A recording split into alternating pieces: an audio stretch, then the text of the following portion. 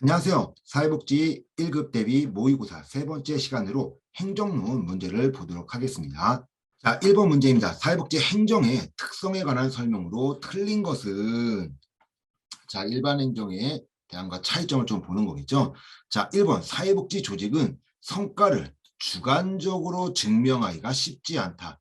자, 그렇지 않겠죠. 자, 사회복지 조직은 가장 큰 특징이 있었습니다. 그것은 바로 인간을 대상으로 한다는 거죠. 자, 인간을 대상으로 하다 보니 일반 행정과 너무 다른 점들이었어요. 그렇기 때문에 객관성을 갖기가 쉽지 않다라고 말씀을 드립니다. 성과를 보는데 객관성으로 본다? 모든 사람들은 다 달라요. 그래서 클라이언트들이 모두 다르기 때문에 개별화로 진행할 수밖에 없다라고 말씀을 드립니다. 그렇기 때문에 사회복지의 성과는 주관적으로밖에 증명할 수 없다라고 말씀을 드리겠습니다. 자, 틀린 거니까 1번이네요. 자, 2번 사회복지 조직은 이윤 추구를 목적으로 하지 않는다. 그렇습니다. 이윤 추구를 목적으로 하지 않습니다. 왜? 비영리 조직이잖아요. 비영리 조직이고 국가와 지방자치단체의 지원금을 가지고 또는 사회의 후원금을 받고 움직이기 때문에 이윤 추구를 하지 않는다라고 말씀을 드립니다. 자, 사회복지 조직은 민주적 가치를 중요히 생각한다. 그렇습니다. 민주적이에요. 함께 모든 사람들이 함께 하려고 하는 거고 모든 사람에게 서비스를 주려고 하는 거죠. 그래서 민주적 가치를 중요하게 생각을 합니다. 자, 4번 사회복지 조직은 성과에 대한 기준이 명확하지 않을 수 있다. 그렇습니다. 명확하지 않을 수 있어요. 왜요? 아까도 말씀드렸듯이 인간을 대상으로 하기 때문에 모든 성과가 모든 사람에게 딱딱딱 맞을 수는 없다라는 겁니다. 맞지 않기 때문에 이 사람 A에겐 맞을 수 있고 B에겐 틀릴 수도 있겠죠. 그래서 그 성과의 기준은 명확할 수가 없다라고 말씀을 드립니다. 자, 5번 사회복지 조직은 전문가에 따라 성과가 달라질 수 있다. 그렇겠죠. 그 전문가가 어떻게 하느냐에 따라 달라질 수밖에 없다. 이게 기계로가 하는 것이 아니기 때문에 사람이 하는 일이니 그 사람마다 모두 다를 수 있다라고 말씀을 드리겠습니다. 자, 그렇기 때문에 틀린 거 정답은 1번이네요. 1번. 자, 1번이 틀렸는데 뭐요? 주관적이죠. 주관적으로 주관성을 증명할 수 쉽지 않은 것이 아니라 주관적으로밖에 증명할 수 없다라고 생각을 하시면 되겠습니다. 자, 2번 문제입니다.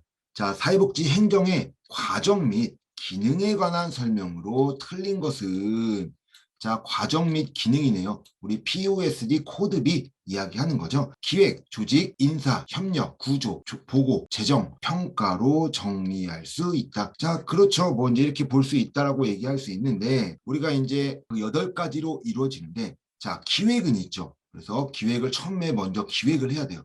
기획을 해서 목표를 설정해 놓고 그것을 움직이려고 했더니 혼자 할 수 없네요. 그래서 조직을 만들었어요. 조직을 만들었는데 문제가 생깁니다. 어떤 문제가 생기냐? 조직을 만들었음에도 불구하고 필요한 사람들이 있어요. 그래서 뭐 하는 거예요? 사람을 채용하고 퇴사시키는 인사를 하게 됩니다. 자, 그리고 인사를 하게 되고 그 다음 뭐요? 지시하게 되죠. 그 사람들에게 그 너는 이런 일을 해야 된다. 이런 일들을 해야 된다. 지시를 하게 되고요. 자, 그리고 뭐 해야 돼요? 조정해야죠. 적재적소 조정을 해야 됩니다. 자, 그 다음에 뭐요? 보고하죠. 보고. 그래서 다른 위원회라든지 이런 것들을 보고하고 재정에도 관견하게 되고요. 그 다음에 평가하는 순으로 들어갑니다. 자, 방금 말씀드린 것처럼 자, 뭐가 없어요? 여기 없네요. 협력. 협력 구조가 아니에요. 지시랑 조정이지 기획, 조직, 인사, 지시, 조정, 보고, 재정, 평가 순으로 정리할 수 있는 거지 협력 구조는 아니다라고 말씀을 드리겠습니다. 자, 2번 조정 기능은 자, 조정입니다. 조정이라고 얘기하는 것은 다 연결하는 거죠. 자, 조직 활동에서 구성원이 연결하기 위해 의사소통의 망을 구성하는 기능이다. 그렇습니다. 연결하기 위해서 혼자 할 수 없기 때문에 누락 방지 아니면은 중복 방지 이런 것들을 하기 위해서 조정을 한다. 그래서 구성원들을 연결하는 그런 역할들을 하는 것이 이 조정이다라고 말씀을 드리겠습니다. 3번 조직 과정은 조직의 전반적인 구조를 설정하고 업무의 배분이 이루어지는 단계이다. 그렇죠. 내가 계획을 수립했어요. 기획을 해서 그것을 하기 위해서 나 혼자 하지 못하니까 조직을 설정한다라고 말씀을 드렸습니다. 그래서 너 어떤 것 이렇게 하기 위해서 움직이는 것들이 조직이다라고 말씀을 드리겠습니다. 자, 인사 과정은 직원의 채용, 교육, 훈련 등에 관한 사항이다. 그렇습니다. 인사는 사람을 채용하고 뭐 퇴사를 시킨다든지 교육시켜서 훈련시켜 쓸 그 업무에 사용할 수 있도록 하게 만드는 것이 인사다라고 말씀을 드립니다. 자, 5번 보고 과정은 후원자에게 조직의 활동의 사항에 대한 보고를 진행하는 단계이다. 그렇습니다. 보고는 뭐 하는 거예요? 알려주는 거예요.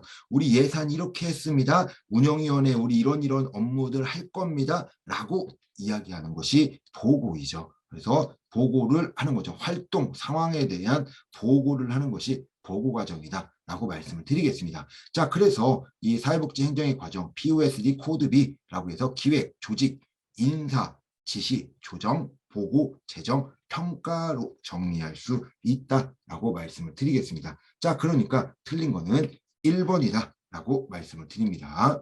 3번 문제입니다. 사회복지 행정의 역사에 대한 내용으로 올바른 것은 자, 사회복지 행정의 역사라고 얘기하지만 행정의 역사든 실천의 역사든 이런 역사들에 대한 내용들은 좀 중요하다. 근데 이런 것들이 행정의 역사가요.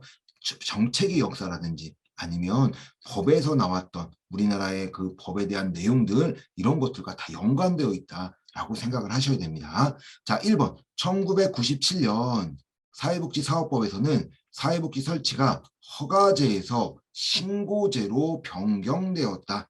자, 이게 가장 큰 거죠. 97년도에 바뀐 게 몇 개 없었어요. 이게 뭐냐면 97년도 사회복지사업법이 3가지가 바뀌게 됩니다. 자, 그러면서 지금 우리가 힘든 이 1급 시험을 보게 되는데 97년대 사회복지사업법의 크게 3가지인데 첫 번째 허가제에서 신고제로 바꾸게 됩니다. 근데 이게 왜 바꾸게 됐냐?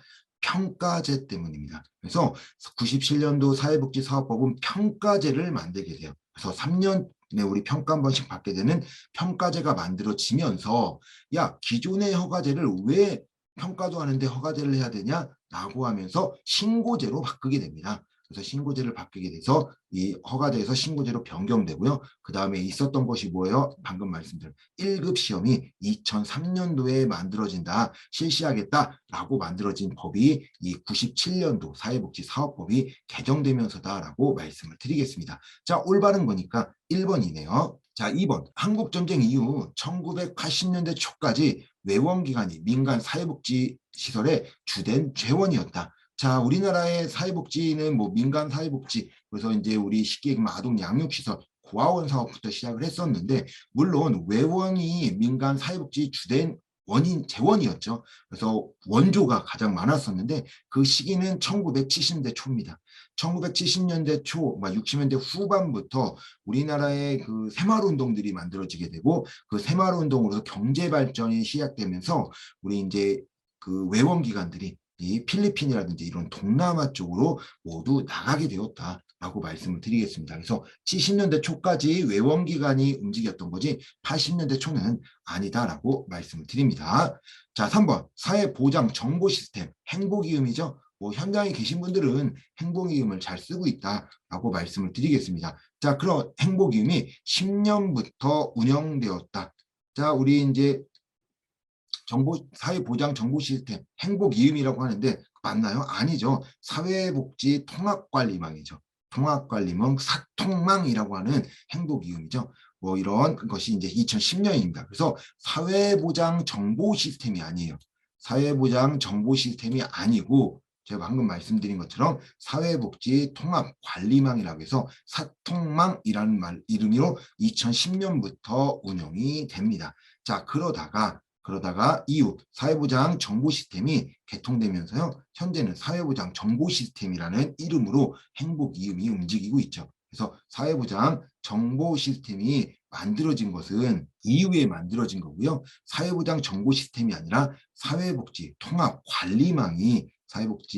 통합관리망이 먼저 만들어졌다. 2010년부터는 사회보장 정보 시스템이 아닌 사회복지 통합관리망이다라고 말씀을 드리겠습니다. 4번 2003년 사회복지사업법 개정에 따라 사회복지 1급 시험이 규정이 마련되었다. 아니죠. 제가 말씀드렸어요. 어디라고 했어요? 여기죠. 97년.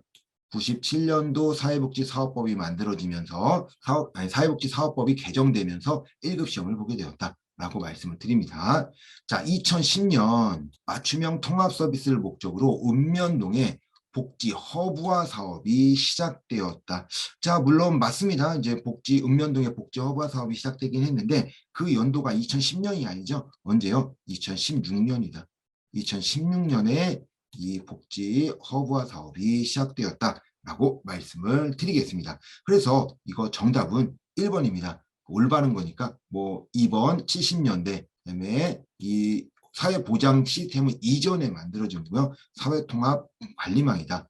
자, 1급 시험은 2007년도다. 그리고 허브화 사업은 2016년이다라고 말씀을 드리겠습니다. 자, 그래서 올바른 것은 1번이 되겠습니다. 자, 4번 희망복지 지원단에 관한 설명으로 틀린 것은 자, 희망복지 지원단입니다. 자, 우리 희망복지 지원단이라고 얘기하는 거 우리 이제 통합 사례 관리를 하려고 했던 것이 이 희망복지 지원단이다라고 이제 말씀을 드릴 수가 있어요.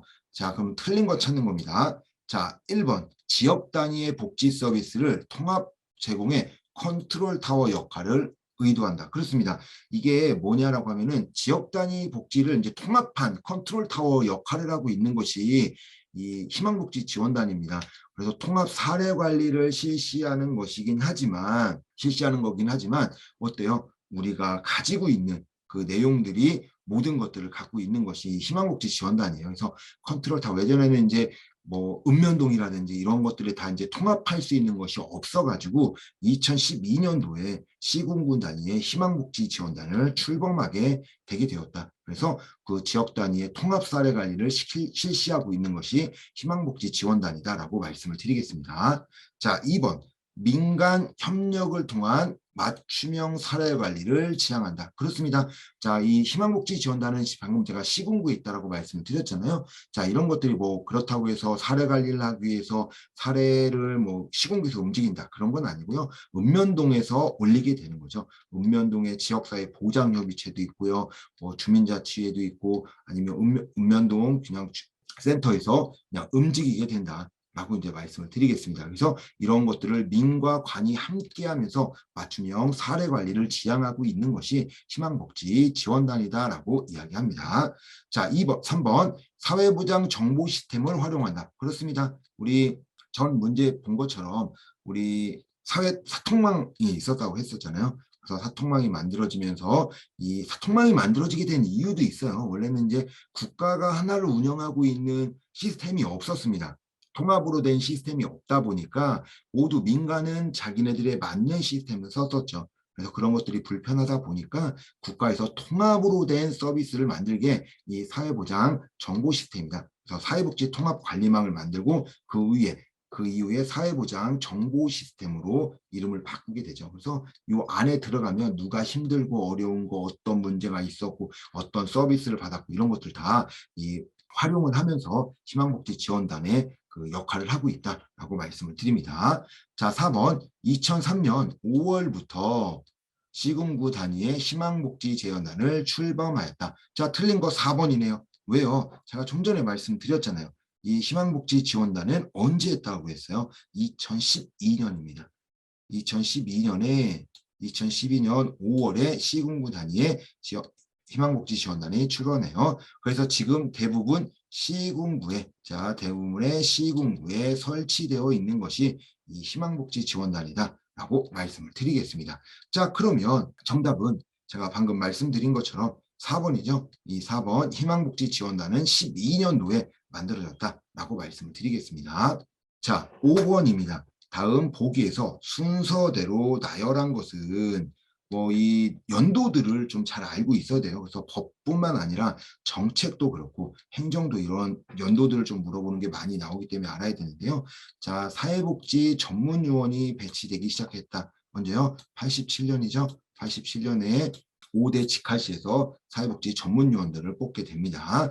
자, 보건복지부 사업이 시범 사업이 실시되었다. 지금 보건복지사무소 안 보이죠? 시범 사업으로 망하게 되었죠. 끝났죠? 95년에 시작합니다. 자, 한국사회복지행정학회가 창립되었다. 이게 행정론이다 보니까 이런 그 사회복지 행정학회 이런 게 나오긴 하는데요. 이거는 99년도에 만들어집니다. 자, 소비자 중심의 평가 시스템이 강화된다. 이게 뭐냐라고 하면은 우리가 쉽게 생각하면 예전에는 주는 자 입장이었거든요. 네, 그래서 주는 대로 받아라라고 했는데 이제는 그러지 않고요. 받는 소비자, 클라이언트 입장에서 평가 시스템이 강화됩니다. 자, 이거는 2000년부터 시작하게 돼요. 그래서 2000년에 이게 들어간다. 자, 순서대로 나열한 것 기억, 니은, 디귿, 리을이네요. 기억, 니은, 디귿, 리을로 이 정답은 1번이 되겠습니다. 자, 이렇게 해서 이 연도들에 대한 내용들이 있죠. 이거는 조금 잘 알고 계셔야 된다라고 말씀을 드리겠습니다. 자, 이제 6번 문제입니다. 자, 6번 목표관리제요. 목표관리제에 대한 설명으로 틀린 것은 자, 우리 목표관리제라고 얘기하는 거 뭐야? 현대조직이론이죠. 현대조직이론을 들어오면서 그 목표를 설정하는 데 있어서 위에 상위 사람들만 움직이는 게 아니라 아래 하위 직원들까지 모두 함께하면서 문제를 해결하려고 목표를 설정하려고 하는 것이 가장 큰 특징이다. 라고 이제 이야기할 수 있죠. 그래서 단기적 성격들, 그래서 빨리빨리 해결하고 할 수 있는 것. 그러다 보니 단기적 목표의 설정이 좋고 그러면서 뭐요? 구성원들의 사기를 충전시켜서 좀 생산성을 향상시키려고 하는 것이 이 목표관리제의 특징이다라고 말씀을 드리겠습니다. 자, 1번 목표 설정 시 단기적인 목표 설정과 구성원 참여를 강조한다. 그렇습니다. 단기적인 목표 길면 안 돼요. 길면은 목표 설정하기가 힘들어서 안 하고 그 단기적 성격, 양적 성격들 좀 가지고 있고요. 구성원 참여를 강조하게 됩니다. 자, 단기적이고 구체적인 목표를 구성원들이 참여를 통해서 설정한다. 그렇죠. 방금 말씀드린 것처럼 단기적으로 참여해서 설정하게 됩니다. 자, 목표를 수량적으로 표시해서 측정할 수 있도록 설정하는 것을 전제로 한다. 제가 방금 말씀드렸죠. 단기적 목표 성격뿐만 아니라 단기적 목표 설정뿐만 아니라 양적 설정이래요. 양적. 그래서 질적인 내용 목표 설정들이 아니라 양적이기 때문에 수량적으로 표시할 수 있어야 된다라고 말씀을 드리겠습니다. 자, 4번. 현실적으로 조직에서 추진하기 어려운 서비스나 프로그램도 진행할 수 있다. 자, 정답은 4번이네요. 자, 왜 그러냐? 제가 아까 말씀드린 것처럼 단기적인 목표 설정이라든지 구성원이 참여해서 사기를 증진시킨다고 얘기했어요. 그리고 수량적으로 표시해서 눈에 보이게 하는 이유들이 뭐냐면 할 수 있는 것들만 하는 겁니다. 그래서 너무 어렵거나 하지 못하는 서비스들 진행할 수 없겠죠. 왜 그러냐면 내가 실행 가능하지 못한다라고 하면 현실적으로 못하면 안 하는 게 낫죠. 왜? 했다가 안 되면 문제 생길 수가 있기 때문이죠. 그래서 해결하기 어려운 문제들은 하지 않는 것이 맞다라고 말씀을 드리겠습니다. 자, 정답은 4번이네요. 이 진행하지 않습니다. 자, 5번. 전체 구성원의 참여가 중요하며 최고관리자의 권한이 집중되지 않는다. 그렇죠. 구성원 참여가 가장 중요해요. 그래서 다 함께 하려고 하는 것이 목표인 것이 목표관리제이다라고 말씀을 드리겠습니다. 자, 그래서 정답은 4번이 되겠습니다. 자, 7번 문제입니다. 총체적 품질관리. 자, 총체적 품질관리라는 거 뭐예요? 모든 직원들이 함께 물건의 질을 향상시키기 위해서 노력하겠다라고 이야기하는 것이 총체적 품질관리죠. 자, 그래서 틀린 것입니다. 자, 1번. 서비스의 질을 조직의 1차적 목적으로 하여 고객 만족을 중시한다. 그렇죠. 고객 만족이 중요해요. 왜요? 고객, 품질을 선택하는 그것을 만족을 시켜야 되는 사람이 고객이기 때문에 고객 만족이 중요하게 나타나게 됩니다. 자, 2번. 고품질 확보를 위하여 지속적인 개선을 강조한다. 그렇죠. 물건이 좋아야 돼요. 품질 향상이 가장 중요한 목적이기 때문에 총체적 품질 관리다라고 이야기하는 거죠. 그래서 윗사람뿐만 아니라 아랫사람 모두 다 이 물건의 향상, 질을 향상시키기 위해서 노력해야 된다라고 말씀을 드리겠습니다. 자, 3번. 고객의 만족을 가장 1차적으로 고려하기 때문에 품질의 최종 결정자 역시 이용자가 된다. 그렇죠. 고객이 결정자예요. 왜 그러냐면 물건 안 좋으면 안 사겠죠. 물건 안 좋으면 안 살 수 있으니까 그런 물건들을 볼 수 있도록 그래서 회사에서는 물건 그 고객들의 욕구에 맞는 물건을 좋은 물건으로 만드는 것을 가장 주 목적으로 한다라고 말씀을 드리겠습니다. 자, 4번 서비스의 품질을 향상시키기 위해 조직 내 상위 구성원이 참여하여 업무 수행 방법을 개선한다. 자, 서비스의 품질을 향상을 시킨대요. 향상을 시키기 위해 조직 내 상위 구성원이래요. 상위 구성원이 품질 향상하기 위해서 이렇게 해라 이렇게 해라 라고 이야기한다고 하죠. 이런 것들은 우리 관료제라든지 아니면 과학적 관리론 같이 고전 이론에서 나타났던 행위들입니다. 상위 구성원들이 아니죠. 모든 구성원, 전 구성원이 붙어버린다. 전 구성원이 모두 참여해서 업무를 수행하려고 하는 거지 그 상위 구성원들만 하는 것은 아니다라고 말씀을 드리겠습니다.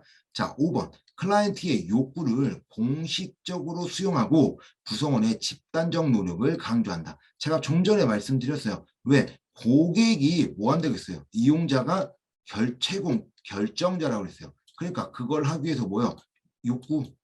욕구가 중요한 거죠. 이 욕구를 공식적으로 수용하고 욕구에 맞는 물건을 좋게 만들어서 파는 것이 가장 효과가 좋게 나타난다라고 말씀을 드릴 수 있습니다. 그래서 그것을 위해서 구성원들이 집단적으로 노력하게 된다라고 말씀을 드리겠습니다. 자, 이렇게 하면 정답은 나타났네요. 정답은 4번이죠. 자, 아무나 모든 구성원들이 움직이는 거지 상위 구성원만 움직이진 않는다라고 말씀을 드리겠습니다. 8번 관료제 이론입니다. 자, 우리 관료제 이론 가장 특징이죠. 고전 이론의 가장 선구자. 그래서 상위에 있는 그런 규정과 규칙을 중요시 보는 것이 관료제 이론이다. 라고 이제 이야기할 수 있고요. 자, 우리 과학적 관리론 뭐예요? 특징은 하나의 목표, 일일 업무량을 정해놓고 그 업무량을 얼마나 잘 행할 수 있는지 그것을 얼마나 잘 볼 수 있는지 그것을 보려고 하는 것이 과학적 관리론이다. 그래서 일일 업무량을 잘하면은 인센티브를 주면서 일을 할 수 있도록 하는 거고요. 못하면 낙오될 수밖에 없는 그런 특징들인데 이 관료제 이론과 과학적 관리론의 가장 큰 공통점은 뭐냐? 생산성 향상이라는 거예요. 생산성 향상을 하는 거고 두 번째 뭐요? 폐쇄 체계 이론입니다. 그래서 환경과 그리고 이제 사람 관계에 아무런 그런 영향들 그리고 그 관심을 두지 않았던 것이 관료제 이론이다라고 말씀을 드리겠습니다. 자, 기업, 규칙, 분업, 합리성, 효율성에 초점을 둔다. 그렇죠. 왜요? 이걸 해야지만 뭐 하는 거예요? 생산성을 향상시킬 수 있다라고 이제 이야기를 하겠죠. 그래서 그 사람들에 대한 내용들을 보려고 노력을 했다라고 말씀을 드리겠습니다. 자, 니은 조직 구성원의 심리사회적 욕구를 중요하게 인식하였다. 자, 니은 틀렸죠. 왜요? 심리사회 욕구들 중요하게 인식하지 않아요.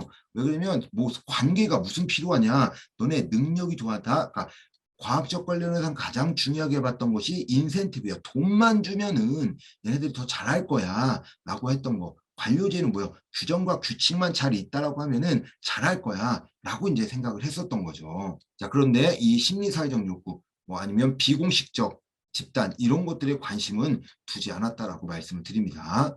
자, 업무 분석, 분업, 통제, 물질적 보상 등은 기반으로 이론을 전개했다. 그렇죠. 이런 거 업무를 어떻게 하고 규칙, 규정 이런 것들을 통제해서 하려고 했던 것들이 이 관료제와 과학적 관리론이다. 자, 리을 비공식 집단의 필요성을 인식하지 못했다. 그렇죠. 인식하지 못했죠. 그게 왜 필요한 거야? 라고 이야기합니다. 자, 니은이 틀렸네요. 올바른 거니까 기억, 디귿, 니을이네요. 기억, 디귿, 니을. 정답은 3번이 되겠습니다. 자, 조직 구성원의 심리사회적 욕구를 중요하게 인식했던 건 뭐예요? 인간관계론이죠. 자, 9번.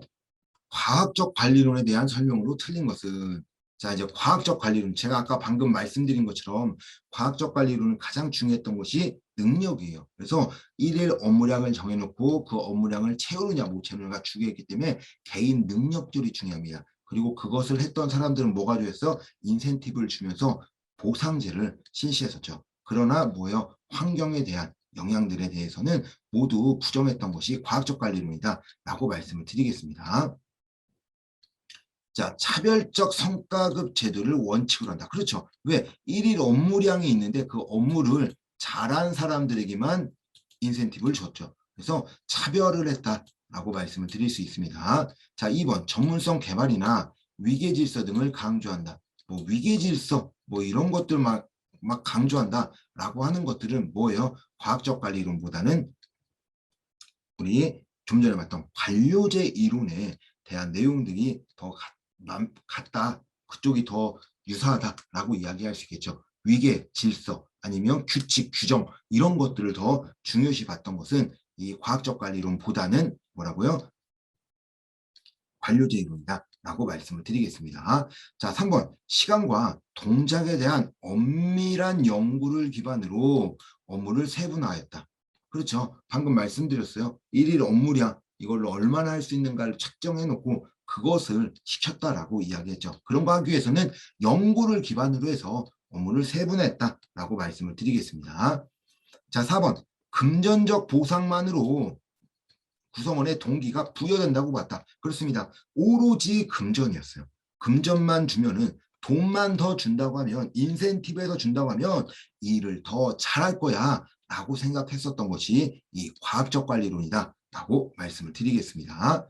자, 5번 인간의 정서적 측면과 사회적 관계를 고려하지 못하는 비판을 받는다. 그렇죠? 이거 필요 없다고 했어요. 뭐만 좋냐? 금전적 보상하고 개인 능력만 중요시 봤던 것이 과학적 관리론이다 라고 말씀을 드리겠습니다. 그래서 정답은 2번이 되겠습니다. 전문성 개발이나 위계질서 등을 강조한 것은요 관료제다. 자, 관료제에 대한 내용이다 라고 생각을 하시면 되겠습니다. 자, 10번 문제입니다. 자, 인간관계론에 대한 설명으로 틀린 것은 자, 이제 인간관계론이죠. 자, 인간관계론은 뭐예요? 인간관계만이 생산성을 향상시킬 수 있다라고 얘기했었죠. 다른 거 다 필요 없다. 그래서 비공식 집단들을 인정해주고 그것에 의해서 달라진다라고 이야기했던 것이 이 인간관계론이죠.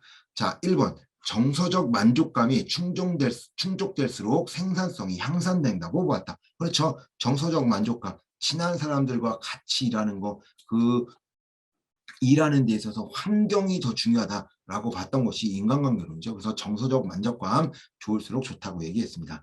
자, 2번 인간적인 요소와 감정의 중요성에 주목했다. 그렇습니다. 인간적인 사람들과의 관계 형성이기 때문에 그런 관계가 얼마나 잘 되어 있느냐에 따라 생산성이 생산된다라고 이제 이야기했죠.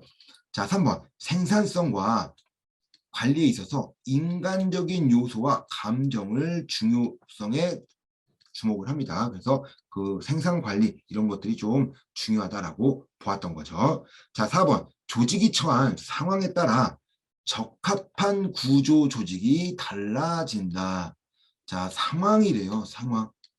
그 상황, 조직이 처한 상황에 적합한 조직 구조가 달라진다. 상황이 상관이 없죠. 왜 그러면 인간관계는 인간과의 관계들, 즉 구성원들의 관계가 좋으면 좋을수록 생산성이 좋다라고 얘기하는 거지 우리가 이 상황에 따라 적합해지고 상황에 따라 무엇이 되고 이런 내용들은 들어가지 않는다라고 말씀을 드리겠습니다. 그래서 뭐 상황이론 뭐 이런 내용들을 볼 수 있는 것이 이 내용이다. 자, 5번 비공식 과정의 중요성에 대해 이해를 증진시킨다. 그렇죠. 비공식적 조직들 이게 중요하다라고 얘기했죠. 근데 우리 인간관계론을 제외하고 우리 과학적 관리론, 관료제 이론 이런 것들은 이 비공식적 조직에 대한 중요성을 알지 못했다라고 말씀을 드리겠습니다. 자, 그래서 인간관계론입니다. 인간관계론은 틀린 거니까 정답은 4번이 되겠습니다. 조직이 처한 상황에 따라 적합적인 조직 구조가 달라진다는 이 인간관계론과 관련이 없다라고 말씀을 드리겠습니다. 자, 11번 비공식 조직에 대한 설명으로 틀린 것은 자, 우리 비공식 조직입니다. 자, 비공식 조직이라고 얘기하는 건 뭐예요? 조직도에 보이지 않는 조직이 이제 비공식 조직이죠. 우리가 이제 이런 비공식 조직을 조금 중요시 봤었던 거다라고 얘기하면요. 우리 인간관계론이다라고 말씀을 드리겠습니다. 자, 그 설명으로 틀린 것입니다. 자, 1번 조직의 활동에 효율성과 예측성을 높여준다. 자, 비공식 조직이에요. 자, 비공식 조직이 보이지 않는 그래서 스트레스의 해소가 되고 관계들이 좋아지고 업무 향상이 이렇게 나갈 수 있는 것들인데 조직 활동의 효율성과 예측성을 높여준대요. 자, 그렇게 하기 위해서는 서로 잘 알고 있어야 되겠죠. 그래서 조직 활동이 어떤 활동을 하고 있고 우리가 조직이 어떻게 움직이고 있고 어떤 목표를 갖고 있고 어떻게 한다라고 이제 오픈이 되어 있어야 돼요. 자, 근데 비공식은 말 그대로 공식적이지 않는 조직이기 때문에 우리가 모이는 목적이라든지 이런 것들을 오픈할 필요는 없다. 자, 그런 것들처럼 이 조직 활동의 효율성, 예측성을 높여주는 것은요, 이거는 공식 조직입니다.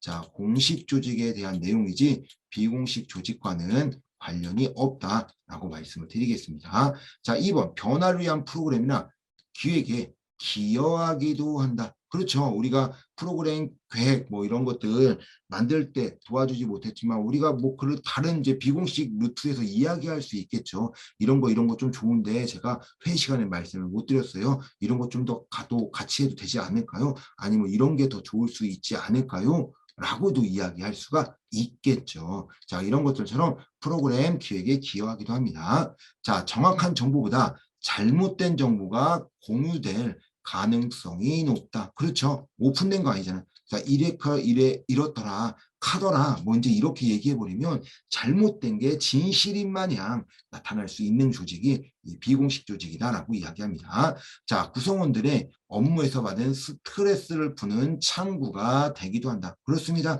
왜 그래요?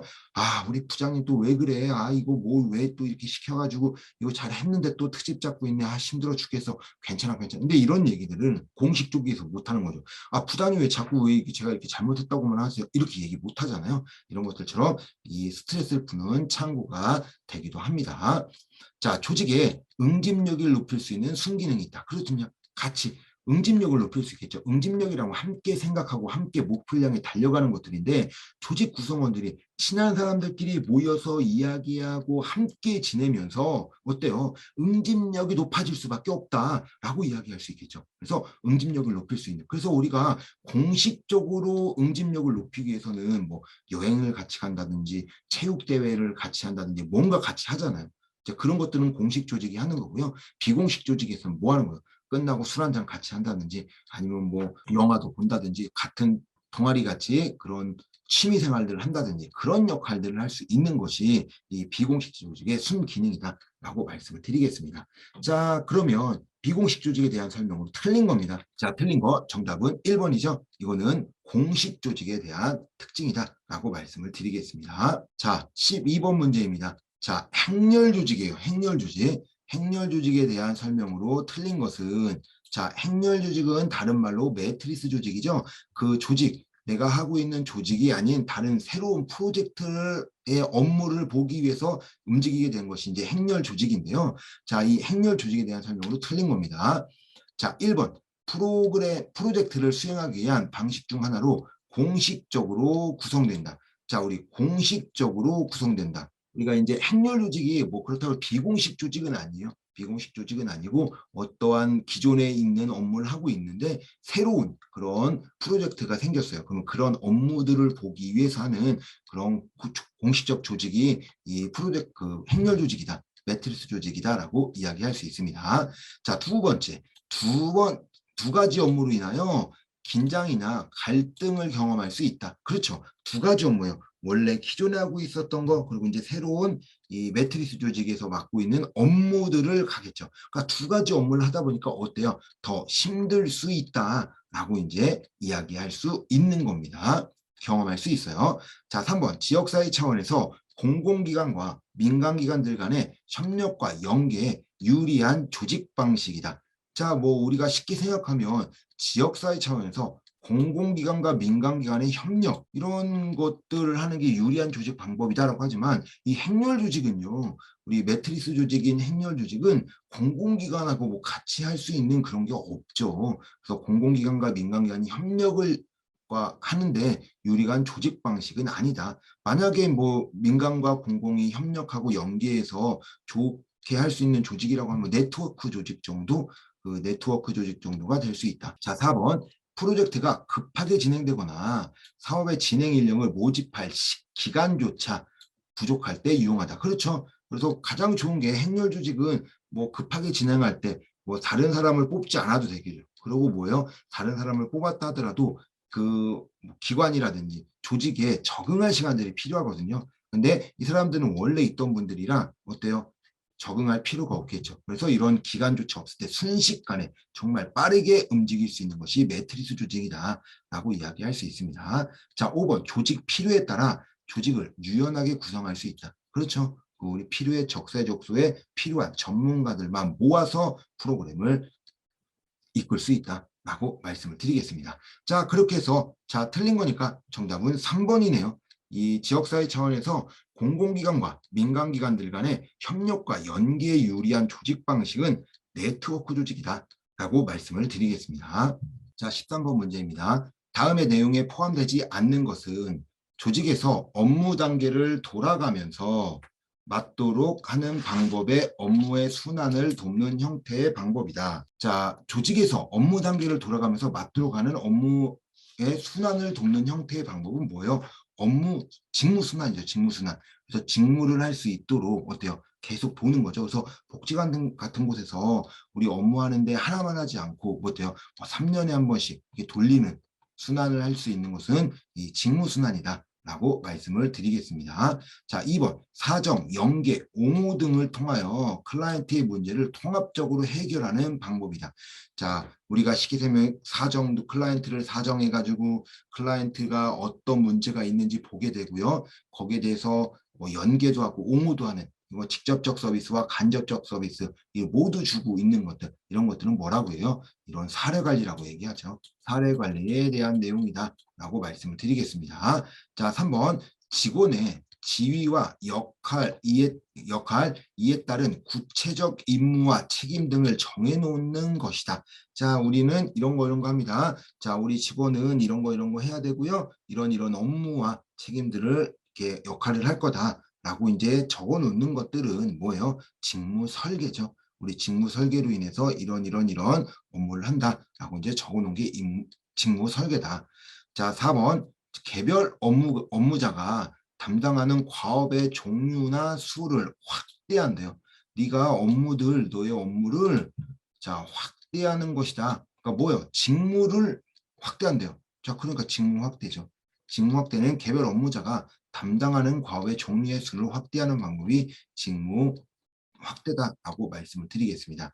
자, 이렇게 포함되지 않는 거. 자, 이게 직무를 뭐 순환한다고 했죠. 그러니까 뭐래서 직무 순환이었고 부정하는 것들 직무 설계, 확대하는 방법은 직무 확대. 자, 그렇게 해서 정답은 5번입니다. 업무 세분화가 없죠. 자, 업무 세분화라고 하는 것은요. 업무 단위를 세분화돼요. 잘게 쪼개는 것을 의미하는 것이 업무 세분화다라고 말씀을 드리겠습니다. 자, 14번 기획에 대한 특징으로 틀린 것은 자, 기획입니다. 자, 기획은 우리 이제 동적인 거죠. 동적인 가지고 연속적이면 동적인 거로 계속 움직이는 겁니다. 자, 계획은 정적인 거예요. 한번 만들어지면 변화할 수 없는 게 계획이고요. 기획은 동적이라 계속 변화할 수 있는 것이 이 기획이다라고 말씀을 드리겠습니다. 자, 1번 연속적이며 그렇죠. 계속 변화할 수 있어요. 정적인 과정이다. 자, 1번이 틀렸네요. 뭐라고 그랬어요? 제가 동적이라고 해서 동적. 움직이는 거. 정적인 것은 계획이에요. 계획. 계획이 움직이지 않고 한번 계획이 만들어져 버리면 그것을 실행을 하게 되겠죠. 그러니까 큰 틀에서 만들어진 기획과 작은 틀에서 만들어진 계획은 자, 큰 틀에서 만들어진 것은 큰 거니까 거기서 약간의 수정이 가능해서 동적인 과정이고요. 계획은 거기에 맞춤형으로 계획을 수립한 거기 때문에 정적인 과정이다라고 말씀을 드리겠습니다. 정답은 1번이네요. 자, 2번 효과성 및 효율성 향상에 도움이 된다. 그렇죠. 기획이니까 우리가 어떻게든 효과성을 높일 거냐, 어떻게 효율성 높일 거냐 기획을 해놨으니 목표 없이 움직이는 것보다 목표를 설정해놓고 움직이는 것이 훨씬 효과성과 효율성 향상에 도움이 된다라고 말씀을 드립니다. 자, 3번 목적적이고 미래지향적이며 의사소통과 관련이 있다. 그렇죠. 목적이 갖고 있어요. 이거 효과성, 효율성들을 하기 위해서 우리가 이제 효율성에 대해서 목적을 갖고 있고요. 그리고 이제 미래지향적인 거죠. 목적이 있다라는 것은 지금 당장이 아니라 앞에 움직이는 것들이 미래지향적이며 자, 의사소통하면서 그 기획을 설정하겠죠. 기획을 만들 때 말 않고 만들 수는 없잖아요. 그런 것들은 의사소통과 관련이 많이 있습니다. 자, 4번. 미래에 대한 불확실성을 감소시키고 조직의 책임성을 증진시킨다. 그렇죠. 왜 불확실성을 감소시키냐? 목표가 없기 때문에, 목적과 목표가 없기 때문에 불확실성이 높죠. 이렇게 하는 게 맞나? 이거 하는 거 맞아? 이렇게 하지만 우리가 기획이 있으면 그 기획 따라 가기 때문에 불확실성이라든지 이런 것들이 감소되겠죠. 자, 그리고 뭐요? 그렇게 했는지 안 했는지 뭐 할 수 있어요? 책임을 질 수가 있겠죠. 너 왜 계획대로 안 했어? 왜 기획대로 안 했어? 이렇게 얘기할 수 있는 것처럼 책임성을 증진시킬 수 있습니다. 자, 프로그램의 효율성, 효과성, 합리성 이런 것들을 증진시킬 수 있는 것이 기획이다라고 말씀을 드리겠습니다. 자, 그래서 정답은 1번이네요. 연속적이며 정적인 과정이다. 아니다. 정적이 아니라 동적이다 라고 말씀을 드리겠습니다. 정적인 것은 계획이다. 자, 15번 문제입니다. 자, 간트 차트예요. 간트 차트 막대기로 나와 있어서 누구나 쉽게 파악할 수 있는 것이 간트 차트인데, 자, 간트 차트에 대한 설명으로 틀린 것은 과업 수행 기간에 관리하는 데 사용하는 기법이다. 그렇죠? 어떤 업무를 보겠다. 그래서 우리 프로포절 쓰게 되면은 기획은 몇 월 달에 쓸 것이다. 우리 뭐는 몇 월 달에 할 것이다. 어떻게 할 것이다. 그 실행은 언제까지 할 것이다. 여기서 평가할 것이다. 이렇게 해서 이제 간트 차트를 만들잖아요. 자, 이런 것들처럼 과업의 시간들을 관리하는데 사용하는 기법이 이 간트 차트다라고 말씀을 드리겠습니다. 자, 2번. 프로그램 기획에서 세부 목표, 활동, 프로그램들을 기입한다. 그렇죠. 아까 제가 이야기한 것처럼 12월 달에는 계획을 수립할 거야. 자, 1월 달에는 홍보를 할 거고 1월 달에 홍보와 접수를 할 거고 2월 달부터 11월 달까지 실행할 거야. 자, 그 다음에 12월 달에 평가할 거야. 라고 이야기하는 것처럼 거기에 있는 세부 목표, 활동 이런 것들을 모두 기입할 수 있는 것이 이 간트 차트다라고 말씀을 드리겠습니다. 자, 전체 구성원의 참여를 바탕으로 생산성 활동에 단기적 목표를 분명히 설정한다. 자, 전 구성원이 참여를 한대요. 물론 전 구성원이 참여할 수도 있고 안 할 수도 있고 하는데 우리가 기억할 때 우리가 이제 프로젝트를 만들고 계획한다. 라고 한다고 하면 그 기획하고 이제 간트 차트를 한다 하면 기획하고 계획을 수립하는 그 담당자가 하는 거지 전 구성원이 참여해서 그런 간트 차트를 만들고 그러지는 않는다라고 말씀을 드릴 수 있겠죠. 그리고 단기적 목표를 분명히 설정한다 이런 그런 내용들은 여기에 또 들어갈 수가 없죠. 자, 이런 것들처럼 전 구성원의 참여를 바탕으로 생산활동의 단기적 목표를 분명히 설정하는 것 이건 뭐예요? 자, 목표관리제죠. 목표관리제 또는 목표관리 이론이다 라고 말씀을 드리겠습니다. 자, 4번 활동과 활동 사이에 상관관계를 파악하기 어려운 단점이 있다. 그렇죠. 자, 요거랑 요거랑 어떻게 연결되는지 모른다라는 거예요. 그래서 이제 이 방금 이야기했던 것처럼 계획하고 홍보하고 이런 건 그나마 친다 쳐도 우리가 쉽게 생각하면 이렇게 나오는 거잖아요. 판매원들이 누구는 몇 개 더 했다, 누구 몇 개 더 했다, 뭐 했다 이렇게 얘기하는 것들처럼 그런 상관관계가 그럼 그 활동과 활동 어떤 역할을 하게 되고 어떻게 넘어가고 이런 것들을 어때요? 파악하기가 힘듭니다. 자, 상대적으로 복잡하지 않은 사업을 계약할 때 주로 사용한다. 그렇습니다. 복잡함을 사용할 수 없어요. 그냥 단기적으로 막대기로 가지고 만들어 버리기 때문에 긴 거는 할 수 없다라고 말씀을 드리겠습니다. 자, 그렇게 되면 자, 정답은 3번이네요. 3번 이거는 목표관리제다에 대한 설명이다 라고 말씀을 드리겠습니다.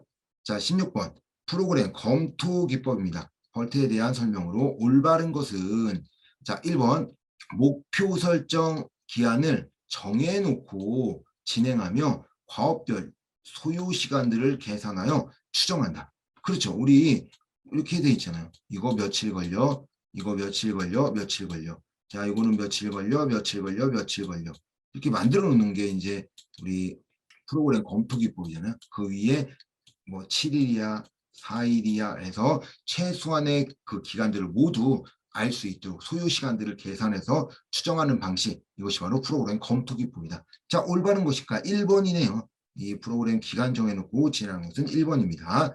자, 2번 세부사항을 지나치게 많은 경우에도, 자, 세부사항 이런 것들이 막 되게 많은 거죠. 막 왔다 갔다 하게 되고, 뭐 일로 갔다 여기로 갔다 여기로 갔다 막 많은 역할들을 하는 그런 세부 활동이 지나치게 많은 경우에도 아무 문제 없이 세부 활동을 이해할 수 있다. 아니죠. 이 펄트의 가장 그 단점이, 프로그램 검토 기법의 단점이 뭐였어요? 이게 복잡하면 알아보기 힘들다라고 얘기하는 거죠. 그래서 지나치게 많은 경우에는 그 아무 문제 없이 세부 활동을 이해할 수 있는 것이 아니라 어렵다. 이해하기 어렵다라고 이야기합니다.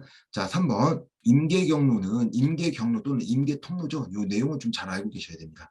임계경로에 따른 시간은 반드시 확보되어야 될 시간으로 최대한의 시간이다. 자, 이게 틀렸네요. 뭐 최대한인가요? 아니죠. 최소죠. 최소한 이 정도는 꼭 있어야 되는, 이 시간은 뭐 7일이다 아니 10일이다 그러면 이 시간은 꼭 있어야 되는 것이 최소한의 시간이 임계경로다라고 이야기합니다. 일별, 활동 뭐 이렇게 나타난다, 도표식으로 또 나타난다라고 했으니까 그냥 세부기억이었다라고 하면은 그냥 월별 활동 카드라고도 얘기할 수 있는데, 도표식으로 나타나죠. 표잖아. 그래서 이렇게 이렇게 표처럼 이렇게 나타난다라고 하는 것은 간트 차트에 대한 내용이다라고 말씀을 드리겠습니다. 자, 목표를 중심으로 수립하는 예산 관리 기법, 기획 기법으로 활용한다. 자, 이 방법도 뭐 목표 관료제죠. 목표 관료제에 대한 내용이다라고 말씀을 드리겠습니다. 자, 그러면 펄트에 대한 올바른 겁니다. 펄트에 대한 올바른 거 뭐요? 목표 달성 기간을 정해놓고 진행하며 과업별 시간을 계산해서 추정하는 것이 이 프로그램 검토 기법이다라고 말씀을 드리겠습니다. 자, 그러면 정답 옳은 거니까 정답은 1번이 되겠습니다. 자, 17번 델파이 기법에 대한 설명으로 틀린 것은 델파이네요. 자, 전문가로부터 수집하여 합의를 얻으려고 할 때 적용할 수 있다. 우리 델파이 기법이다라고 이야기하는 거 뭡니까? 모이지 않고 우편으로 전문가들의 합의를 보려고 하는 거죠. 그래서 왕복으로 왔다 갔다 하다 보니까 장기적 방법이다. 그래서 시간과 비용이 많이 들어간다. 시간과 비용이 많이 들어가지만 또 뭐였어요? 편견이 생기지 않는다. 편견. 왜? 보이지 않잖아. 보이지 않기 때문에 편견이 생기지 않는 그런 특징들이 있는 것이 델파이 기법이었어요. 자, 그 방금 이야기한 것처럼 전문가로부터 수집하여 합의를 얻을 때 적용하는 것이 델파이 기법이다 라고 말씀을 드리겠습니다. 자, 2번 전문가 집단의 참여자는 상호 익명의 상태를 유지한다. 그렇죠. 모이지 않잖아요. 모이지 않고 우편을 하다 보니까 익명의 상태들을 유지하게 됩니다. 3번 무기명으로 의견을 제출하기 때문에 감정이나 분위기상의 왜곡 현상을 피할 수 있다. 자, 이거는 무기명으로 의견을 제시한대요. 물론 뭐 무기명을 하냐? 아니요. 이거는 우편을 하기 때문에 그 전문가들의 이름들을 다 이야기하겠죠. 홍길동은 누구는 이렇게 이제 나타나게 됩니다. 그래서 합의를 얻으려고 하는 거기 때문에 이런 무기명으로 움직이는 것은 우선순위를 설정할 때 하겠죠. 우선순위를 설정하고 그것으로 인해서 그 결정하는 방법들, 이게 뭐예요? 명목 집단에 대한 내용이다. 왜 그러면 거기 이제 모여서 한 자리에 모여서 무기명으로 해서 우선순위를 설정하고 우리가 쉽게 생각하면 그 종이에 적어서 써야 되니까 이런 이제 상황할 수 있는데, 홍길동은 뭐라고 하고 홍길수는 뭐라고 하고 그런 분위기가 좀 안 좋아질 수 있겠죠. 근데 무기명을 하기 때문에 그런 왜곡 현상은 피할 수 있는 것이, 이거는 명목 집단에 대한 내용이다라고 말씀을 드립니다. 자, 4번 의견 합의에 이르도록 수차례 반복적으로 우편을 통해 설문조사를 실시한다. 그렇죠. 수차례 왔다 갔다 하면서 왕복하면서 설문조사를 하는 것이 이 델파이 기법이다라고 말씀을 드리겠습니다. 자, 5번 참여들 간의 영향력을 차단할 수 있는 장점이 있다. 그렇죠. 누군지 몰라요. 익명이기 때문에 상호 익명 상태를 유지한다. 그 위원들, 참여자들이 누군지 모르기 때문에 그 사람들이 영향력을 차단할 수 있겠죠. 막 얘기하고 있어. 대통령도 있고 국무총리 말을 어떻게 하겠어? 못하겠죠. 이런 것들처럼 영향력을 차단할 수 있는 장점이 있다라고 이야기합니다. 그래서 편견이 생기지 않는다라고 이야기합니다. 자, 그래서 정답은 3번이네요. 3번. 무기명으로 의견을 제출하기는 감정이나 왜곡되는 이상 것들을 피할 수 있는 것은 뭐라고요? 명목집단 기법에 대한 내용이다 라고 말씀을 드리겠습니다. 자, 8번. 다음 설명에 없는 것은, 자, 이런 내용들 좀 잘 알아야죠. 자, 지나치게 번거롭고 불필요한 형식주의를 지칭한다. 뭐 한다라는 거예요? 야, 다른 거 필요 없고 우리가 그 업무를 했는지 안 했는지 뭐예요? 그 나중에 있는 보고서를 좀 더 중요시 본다 라고 얘기하는 거. 이런 거 뭐예요? 레드테이프죠. 형식주의를 얘기하는 거 레드테이프입니다. 자, 성공할 가능성이 높은 사람에게만 서비스를 제공하려고 한다. 야, 너 성공해야지 내가 좀 더 유명해지지 않겠니? 자, 크리밍 현상이죠. 자, 세 번째, 서비스가 필요하지 않는 사람에게 서비스가 제공되는 현상. 서비스가 필요 없는데 준대요. 서비스 과활용이죠. 나는 서비스 안 받아도 되는데 이거 공짜니까 그냥 받아야지 라고 얘기하는 것들이 이 서비스 과활용이다라고 말씀을 드리겠습니다. 자, 마지막 틀에 박힌 일정한 방식이나 태도를 취하는 현상. 뭐요? 절대 변하지 않죠. 기존에 있었던 규정과 규칙에 맞춰서만 일관된 행동들을 하게 되는 거. 뭐요? 뭐에 빠진다고요? 매너리즘에 빠진다고 얘기하는 거죠. 자, 없는 거니까 정답은 5번이네요. 할거주의가 없습니다. 자, 할거주의라고 얘기하는 것은 뭐예요? 자신이 속한 파벌이나 지역의 형평만 앞세우고요. 다른 지역을 배려하지 않는 현상을 보는 것이 할거주의다. 그래서 이 할거주의를 뭐라고 그래요? 뭐 님비 현상 뭐 이런 것들이죠. 핀비 현상, 님비 현상 뭐 이렇게 나타나는 아니면 지역 이기주의 이런 것들이 이 할거주의다라고 말씀을 드리겠습니다. 그래서 정답은 5번이 되겠습니다. 자, 요런 지문들에 대한 내용들이 많이 나오는데요. 이런 내용들을 좀 잘 알고 계셔야 된다라고 말씀을 드리겠습니다. 자, 19번. 리더십 이론에 대한 설명으로 틀린 것은 자, 리더십 이론은 특성 이론, 행동 이론, 상황 이론 순서로 발전해 왔다. 그렇죠. 특성, 나보다 다른 특성들을 갖고 있는 사람이 리더를 해야 된다. 그랬더니 문제가 생겼어요. 두 가지 문제입니다. 자, 뭐예요? 특성을 갖고 있는 사람들이 일관성이 없는 거. 일 처리하는데 일관성이 없고 두 번째, 부하 직원들을 무시해버리고 있는 그런 문제들이 있었죠. 그래서 그런 문제들을 해결할 수 있어야 된다라고 얘기했죠. 그랬더니 그래서 나타난 게 행동이론이다. 행동에서 나타나는 건 미직구, 오배구 뭐 이야기했죠. 미시간 연구는 직무 중심이라든지 아니면 구성원 중심으로 중요하다. 먼저 얘기했던 이런 행동 이론들이 나타났고요. 자, 상황 이론은 말 그대로 상황에 잘 대처할 수 있는 그래서 과관이다라고 했죠. 과업적이냐 관계지향이냐라고 나타났던 것이 이 상황 이론입니다. 자, 상황 이론은 과업 환경에 따라 적합하게 대응하는 리더십이 효과적이라고 이야기했다. 자, 그렇죠. 그래서 이제 상황 이론은 과업 환경에 따라서 적합하게 대응할 수 있어야 되겠죠. 그러니까 힘든 과업 환경이 있을 수도 있고 아니면 뭐 덜 힘든 과업 환경이 있을 수 있잖아. 그러니까 거기에 맞춰서 대응하는 리더십이 가장 좋다라고 얘기합니다.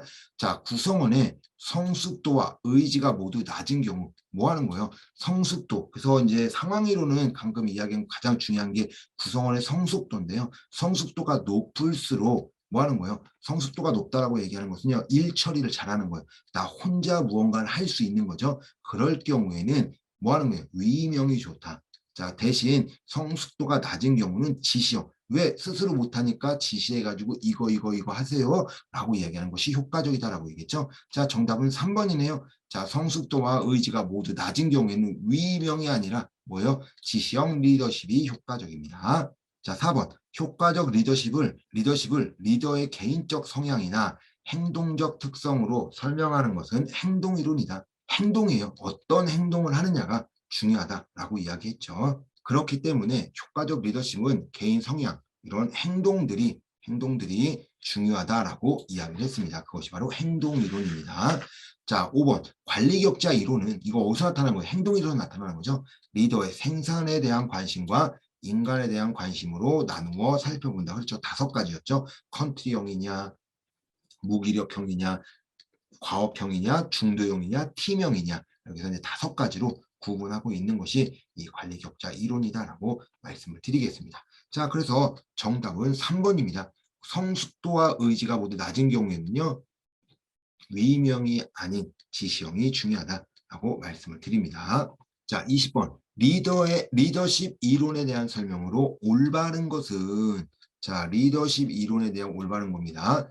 자, 상황 리더십 이론은 구성원의 성숙도를 중요하게 생각한다. 상황적 리더십입니다. 자, 우리 상황 이론에서는 상황 이론 이런 것들에서 구성원 성숙도를 중요하게 생각한다. 그렇습니다. 좀 전에 이제 19번 문제에서 좀 보긴 했었지만 요 성숙도가 중요하죠. 그래서 성숙도가 높은 경우에는 위임형, 성숙도가 낮은 경우에는 지시형 리더십이 중요하다고 봤던 것이 상황 이론이다 라고 말씀을 드리겠습니다. 자, 행동 이론에 비판적 대안으로 특성 이론이 등장하였다. 아니죠. 이 특성 이론이 먼저 나왔고 그 다음에 행동 이론이 나왔습니다. 자, 3번 상황 이론에서는 한 조직의 성공한 리더가 타 조직에서도 반드시 성공한다. 아니죠. 상황 이론은 말 그대로 상황이기 때문에 이쪽 상황에서 효과가 있었다고 하더라도 이쪽 상황에서 효과가 없을 수 있다. 그래서 한 곳에서 성공했다고 해서 다른 곳에서 꼭 성공한다는 보장이 없습니다. 자, 미시간 연구에서는 배려 행동과 구조주의 행동으로 구분하였다. 자, 미시간 연구네요. 미직구죠. 미시간 연구는 직무 중심과 구성원 중심의 리더십으로 이야기하죠. 자, 배구, 오배구죠. 오하이오 연구네요. 오하이오 연구에서는 배려 행동과 구조주의 행동으로 구분합니다. 자, 행동 이론에는 오하이오 연구, 미시간 연구, 변혁 이론 등이 있다.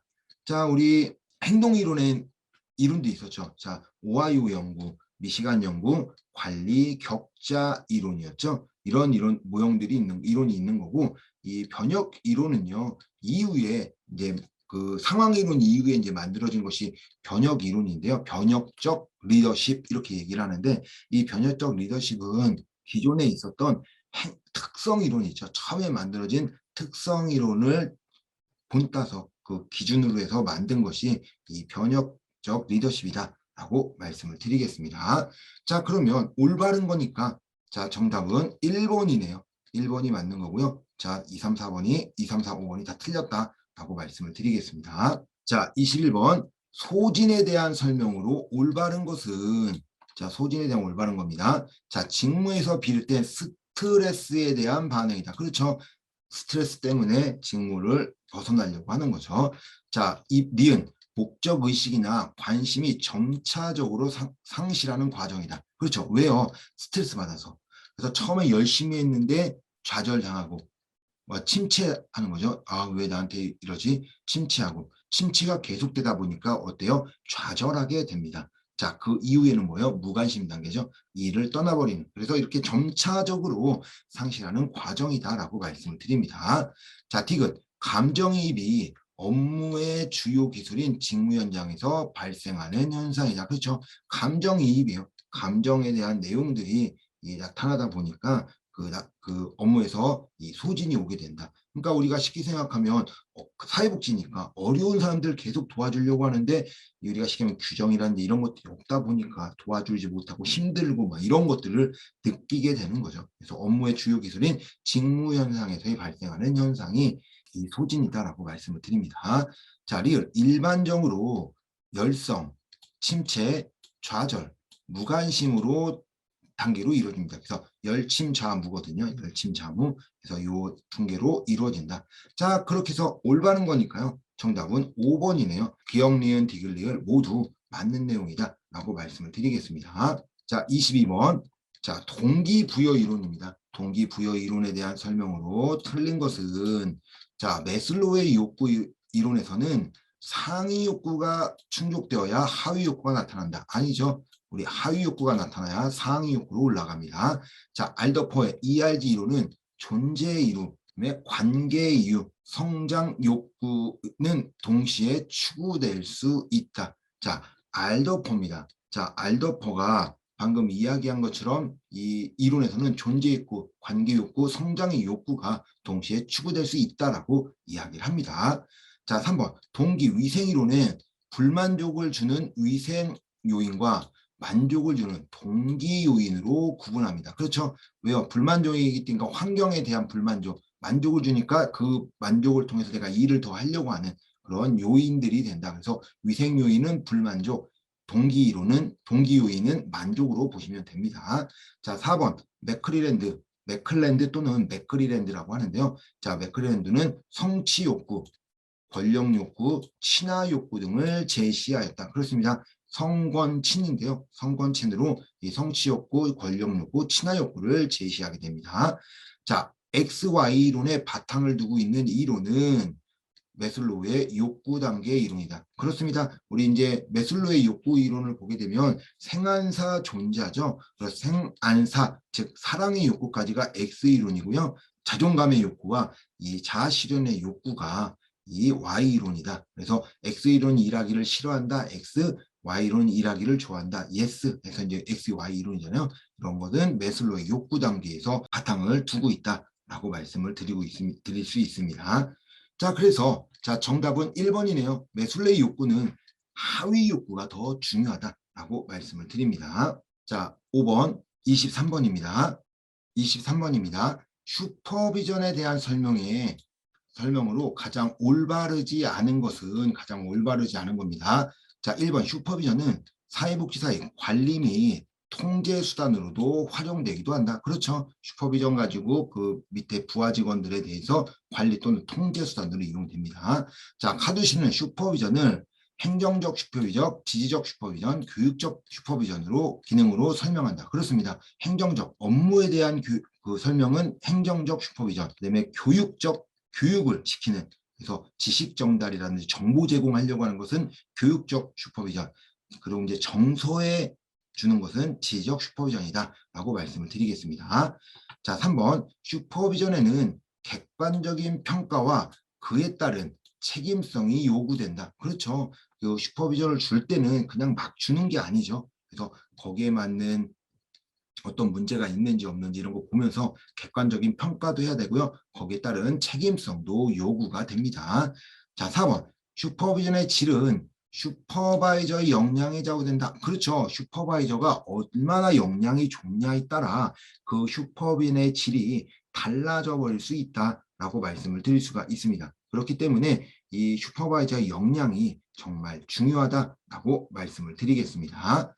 자, 5번 슈퍼비전은 1대1 관계로만 이루어진다. 자, 정답은 5번이죠. 올바르지 않은 것. 자, 슈퍼비전은 1대1 관계만 있죠. 1대1 관계에 있어서 뭐 사례 관계가 있는데, 자, 그러나 슈퍼비전에는 뭐 팀 슈퍼비전도 있고요. 동료 집단 슈퍼비전도 있고, 아니면 다양한 뭐 이제 슈퍼비전이 있기 때문에 꼭 1대1만 아니고요. 1대 다수로 이루어지고 있는 이 슈퍼비전도 있다라고 말씀을 드리겠습니다. 자, 그래서 올바르지 않은 것. 정답은 5번입니다.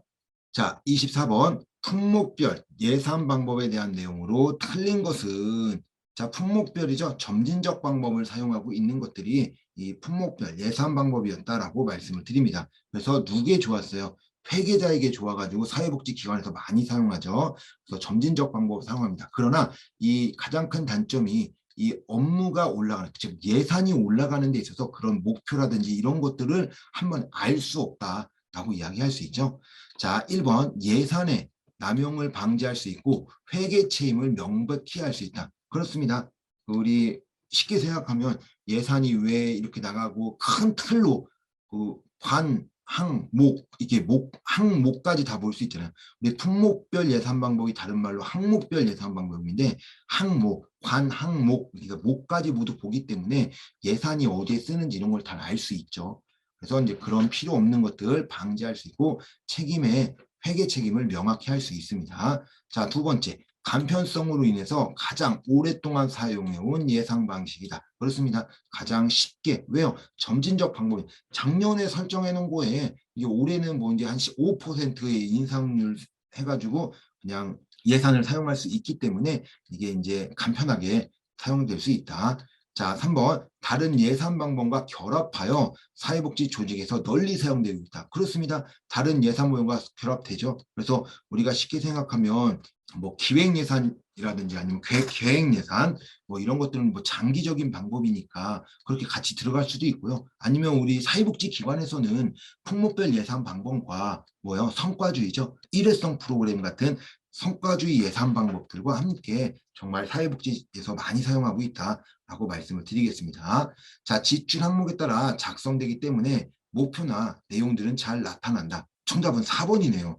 자, 지출 항목에 따라 작성됩니다. 그래서 어디에 나가고 인건비가 얼마구나, 프로그램비가 얼마구나 이런 건 다 알 수 있어요. 그러나 이 프로그램이 어떤 프로그램인지 이런 것까지는 알 수 없다라고 말씀을 드릴 수가 있습니다. 그래서 그 지출금과는 명확하지만요, 목표나 내용들은 잘 나타나지 않는 단점을 갖고 있는 것이 이 품목별 예산 방법이다. 그래서 왜 어디에 어떻게 더 돈을 쓰고 있는 건지는 정확히 알 수 없다. 그 정확히 알고 있는 사람은 회계자예요. 그러니까 위에 있는 관리자들은 조금 안 좋아한다 라고 말씀을 드릴 수 있습니다. 자, 5번 통제 효과가 크며 점진주의적 특징이 강하게 나타난다. 그렇죠. 이 품목별 예산 방법이 이 점진주의적 방법이 정말 가장 크게 나타나는 것이 이 품목별 예산 방법이다 라고 말씀을 드리겠습니다. 자, 그래서 정답은 4번이네요.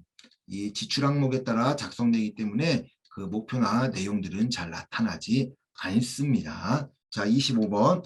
자, 마지막 문제네요. 벌써 이제 마지막 문제까지 왔는데요. 자, 논리 모델에 대한 내용입니다. 자, 논리 모델에 대한 설명으로 틀린 것은 자, 논리 모델입니다. 자, 1번 산출은 뭐 논리 모델에 보면은 뭐 투입해서 뭐 전환하고 산출, 그다음에 성과 뭐 이제 이런 순으로 이제 나타나게 되는데 산출은 프로그램 활동 후 얻은 양적인 최종 실적을 의미한다. 그렇죠. 나온 거. 내가 이제 얼마나 그 참여했는지 뭐 이제 이런 것들을 보는 거니까 양적인 최종 실적을 의미합니다.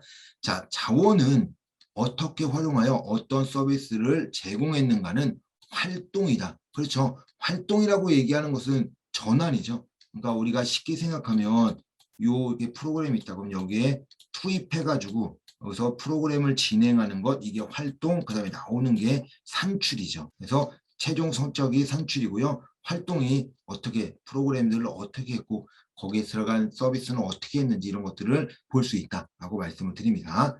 자, 성과는 내용, 지식, 기술들의 프로그램 종류, 구체적으로 나타난 참여자의 내적인 변화를 의미한다. 그렇습니다. 자, 아까 산출은 뭐라고 그랬어요? 수라고 그랬어요. 수. 참여자, 뭐 참여 횟수 아니면 참여 시간 이런 것들처럼 내가 지금 뭐 한 거야? 활동을 했던 또는 그 활동했던 내용들을 좀 보는 거다라고 전환을 하고 했던 내용들을 보는 거다라고 하면요. 성과는 우리 산출과 다르게 뭐요? 내가 얻은 것들이 무엇이냐? 내가 이 프로그램을 진행해서 얻은 것이 무엇이냐라고 하는 변화를 의미하는 것이 성과다라고 말씀을 드립니다.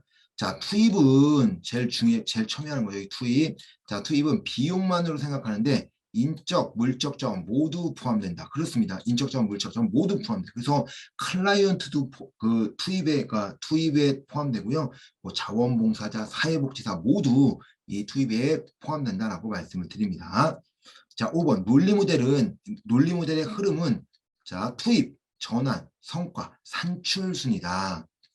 자, 정답은 5번이죠. 자, 처음에 투입을 했어요. 투입을 하면 산출 또는 활동이라고 하거든요. 그 프로그램을 진행해요. 그 다음에 산출이 됩니다.